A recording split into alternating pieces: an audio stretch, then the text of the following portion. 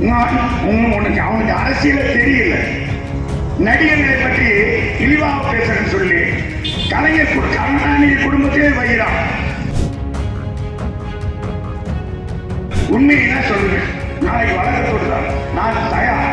என்னையும் வழக்கு போடுறாங்க, நம்ம வழக்கை சந்திக்க தயார். காயப்போ நாடகத்தில் நடிச்சுன்னா அதுல கதாநாயகியா இருந்த ராஜாஜி அம்மா கூட்டிட்டு வந்து கனிமொழியுடைய அப்பா. இங்க இருக்கிற அமைச்சர் சோத்தால் அடித்த பிள்ளைங்க பதவி சோத்தை அறிவிக்கிறேன். என்னடா யோசிக்கிறீங்க? பெண்கள் பஸ் கொடுத்து பஸ்ல போனா ஓசி பஸ் சோத்தை அறிவிக்கிறீங்க அப்படின்னு வாய்ப்புள்ள பேசுறாங்க. இந்த பாரதிய ஜனதா கட்சியில தலைவனாக இருந்த நேற்று தீர மழை கிடைத்த காலம் தருதல். நம்ம என்பவனுக்கு போய் கூட்டணி பேசின மாதிரி அவன் சொல்றான், இனிமேல் அண்ணா திமுக தலைமையேற்க நாங்க விரும்ப மாட்டோம். அந்த மாதிரி குழப்பம் தான் நாங்க நான்கு செத்து போங்களா. நீ பேசி பேசியே இந்த கட்சியை பாரதிய ஜனதா இருக்கிற அந்த கட்சி காவிகளே மாற்ற போறாங்க. நாள்தோறும் பாத்தீங்கன்னா அவருக்கு போட்டோ ஷூட்டிங் தான் அவருடைய. அவர் நடைய பார்த்திருக்கீங்களா? ரோபோட் நடந்து வர மாதிரி குட்டியப்பன் ஒரு இந்த கேஎஸ் ரவிக்குமார் நடிச்ச படங்க. குட்டியப்பாவா? கூகுள் குட்டப்பா, கூகுள் குட்டப்பா எல்லாத்தையும் பாத்தீங்களா? இப்ப அவங்க அப்பாவுக்கு அஞ்சல் ஒரு முதலமைச்சரை நம்ம கேள்வி பண்ணதான் கூடாது. ஆனா அவர் செய்ய கூடாமே உண்மைக்கு புறமாவே இருக்கு.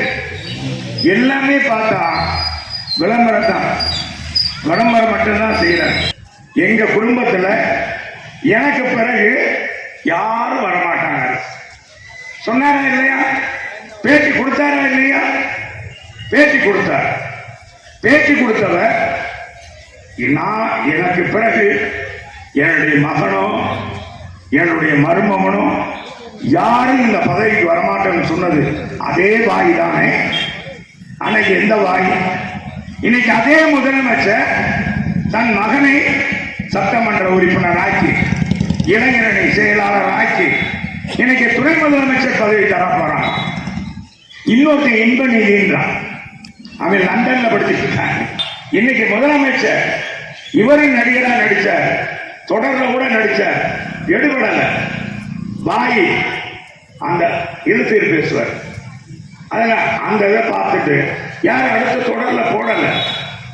அந்த தொடர்ல கூட இவர் கூட காமிக்கல, யாருமே இல்லை. இவன் மகன் நடிச்சிருக்க. எந்த படத்துல கொள்கையை சொல்லியிருக்கீங்க? திமுகவுடைய கொள்கையை சொல்லியிருக்கீங்களா? திமுக கொடியை காமிச்சிருக்கீங்களா? டேய், அந்த திமுகவை பட்டி தொட்டியெல்லாம் சேர்ந்து இன்னைக்கு இருக்கிற பாமர மக்களுக்கெல்லாம் இன்னைக்கு 50-60 வயசு நிறைந்தவங்களுக்கு எல்லாம் தெரியும் திமுக வளர்ச்சியா எம்ஜிஆர்.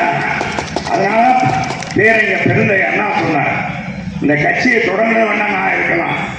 இந்த கட்சியை வளர்த்தது பட்டி தொட்டியெல்லாம் வளர்த்தது என் 6 உயிர் தம்பி ராமச்சந்திரன் சொன்னார். 67ல ஜெயிச்ச உடனே என்ன சொன்னார்? தனக்கு மாலை மரியாதை போட அத்தனை பேரையும் முதல்ல போய் என் தம்பி ராமச்சந்திரன் ராயப்பேட்டை மருத்துவமனையில் இருக்கான், அவனுக்கு போடு, இந்த வெற்றிக்கு அவன் தான் காரணம் அப்படி சொன்னார். அவர் இன்னைக்கு நடிகர் அமைச்சரவையில் இருக்கிற அன்பரசன் நாய் நாய். அன்பரசன் ஏண்டா திமுக வளர்த்த? உன்னால திமுக வளர்த்திருப்பியா? ஓ தூதியில் வளர்த்திருப்பியா? உன் வீட்டு அருகாமையில் வளர்த்திருப்பியா?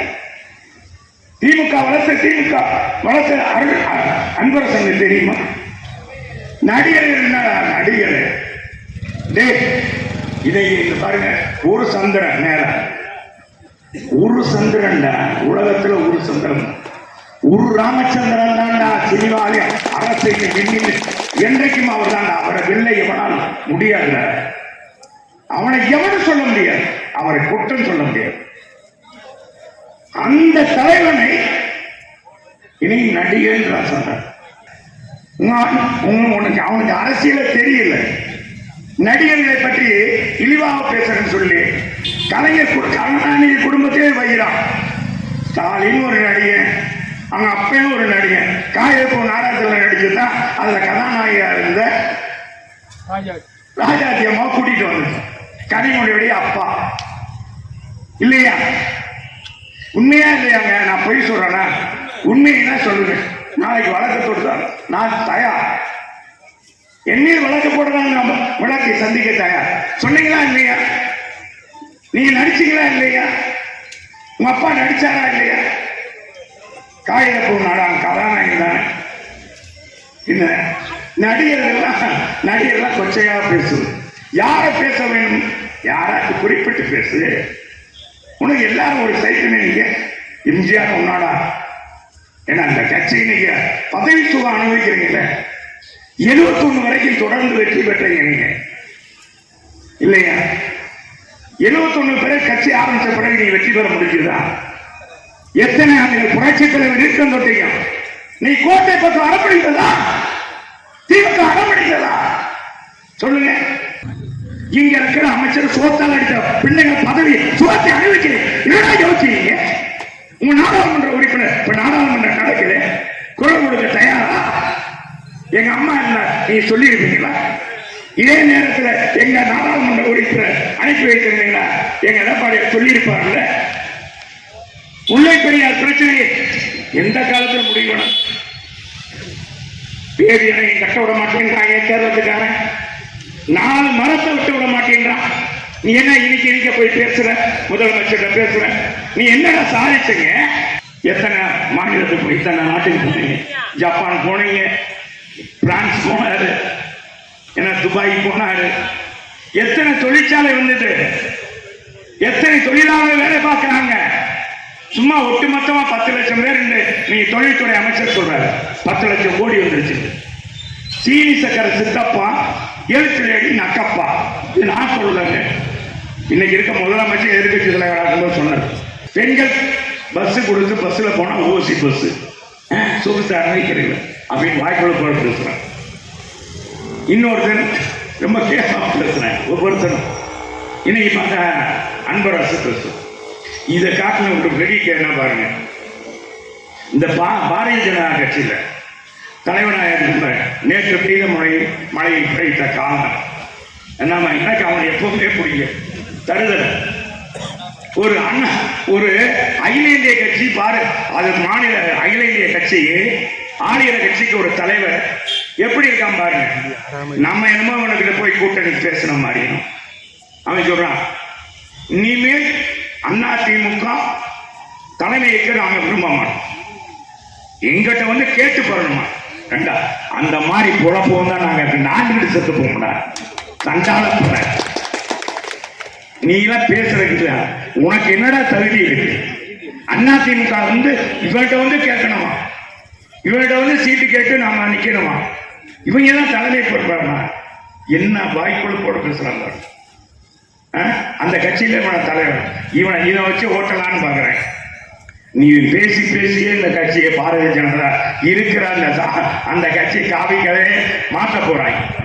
இதுபோன்ற செய்திகளை மேலும் தெரிந்து கொள்ள எங்களது யூடியூப், ஃபேஸ்புக் மற்றும் ட்விட்டர் ஆப்களை சப்ஸ்கிரைப் செய்யவும்.